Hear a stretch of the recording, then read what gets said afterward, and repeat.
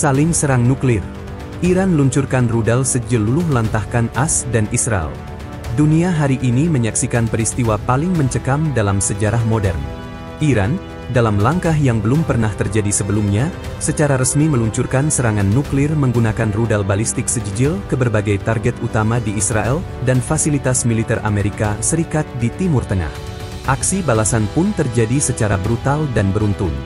Kota-kota besar di Iran, Israel, dan bahkan markas militer AS di wilayah Teluk menjadi ladang api dan kehancuran. Situasi ini memicu kepanikan global dan dianggap sebagai titik awal pecahnya konflik skala penuh antar kekuatan besar dunia. Dunia kini terjebak dalam lingkaran api yang tak jelas ujungnya. Pada pukul 2.37 dini hari waktu Teheran, Iran secara resmi memulai operasi militer bersandi, Qiyamah, dengan peluncuran rudal balistik sejil generasi terbaru. Rudal-rudal ini dilengkapi dengan hulu ledak nuklir termonuklir dan kemampuan menghindari radar, serta mampu menghantam sasaran sejauh 2.500 km. Sasaran utama adalah 3 kota penting, Tel Aviv, Haifa, dan Yerusalem di Israel, serta pangkalan militer AS di Al-Udeid, Qatar, Ain al-Asad, Irak, dan pangkalan udara King Khalid, Arab Saudi. Ini adalah jawaban atas penghinaan terhadap kedaulatan dan martabat bangsa Iran.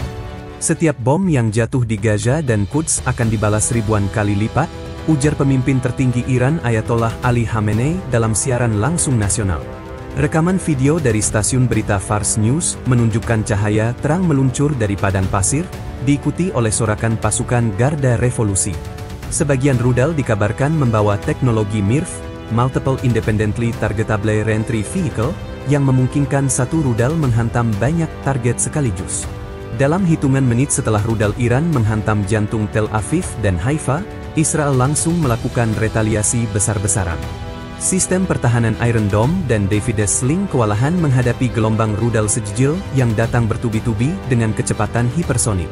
Perdana Menteri Israel mengeluarkan perintah untuk membuka opsi Samson, yaitu doktrin pertahanan terakhir yang memungkinkan penggunaan senjata nuklir taktis dalam skala penuh. Jet tempur F-35I Adir milik Israel dilaporkan membawa bom nuklir mini dan menghantam situs peluncuran rudal di Teheran, Isfahan, dan Mashhad. Ledakan nuklir terjadi di barat laut Iran, menyebabkan kehancuran total sejauh radius 10 km.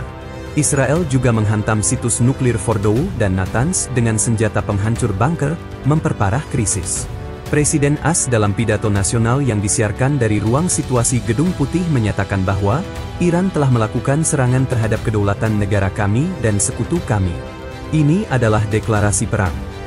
Dalam waktu kurang dari 90 menit, Pentagon meluncurkan rudal nuklir Minuteman III dari kapal selam kelas Ohio di Samudera Hindia ke wilayah Iran Tengah. Pangkalan militer, markas komando, dan fasilitas pertahanan Iran luluh lantak. Sinyal satelit dari wilayah tersebut menunjukkan kehancuran total dan gangguan elektromagnetik besar-besaran. Pasukan AS dari Armada kelima di Bahrain juga memulai invasi darat di pantai Bushehr dan Bandar Abbas, memperparah kekacauan. Presiden Rusia Vladimir Putin mengutuk keras serangan AS dan Israel terhadap Iran. Dalam pernyataan yang disampaikan dari Moskow, ia mengatakan, ini bukan lagi konflik regional. Ini adalah serangan terhadap dunia multipolar yang kami bangun bersama. Rusia mengirimkan kapal perangnya ke Laut Mediterania Timur dan memperingatkan konsekuensi fatal jika pangkalan militer di Suriah diserang. Sementara itu, Cina mengumumkan status siaga penuh untuk militernya dan mengerahkan kapal induk Shandong ke Laut Arab sebagai sinyal dukungan terhadap Iran dan Aliansi Timur. Organisasi Kerja Sama Shanghai, SCO, dijadwalkan mengadakan pertemuan darurat, dengan kabar bahwa Pakistan dan Korea Utara juga sedang mempertimbangkan langkah militer terbatas. Harga minyak dunia meroket ke $310 per barel. Mata uang digital anjlok, sementara bursa saham dari New York hingga Tokyo runtuh dalam waktu bersamaan. WHO memperingatkan potensi bencana kemanusiaan skala global akibat radiasi dan runtuhnya sistem kesehatan. Jutaan orang di Timur Tengah berusaha melarikan diri dari kota-kota besar. Eropa Tenggara kebanjiran pengungsi, sementara negara-negara seperti Turki, Yordania, dan Yunani dilaporkan menutup perbatasan mereka. Bandara-bandara penuh sesak, dan koneksi komunikasi internasional mulai terganggu akibat badai elektromagnetik yang dipicu oleh ledakan nuklir. Di tengah kepulan asap dan reruntuhan, muncul satu pertanyaan besar yang menghantui semua bangsa. Apakah ini akan menjadi kiamat nuklir yang memusnahkan umat manusia? Atau masih ada celah untuk rekonsiliasi dan penghentian perang? Dewan Keamanan PBB dijadwalkan menggelar pertemuan darurat meskipun beberapa anggota tetap, termasuk AS, Rusia, dan Cina, terlibat langsung dalam konflik. Saat ini, dunia menggantung di seutas benang. Ketegangan, rasa takut, dan ketidakpastian menyelimuti setiap penjuru bumi.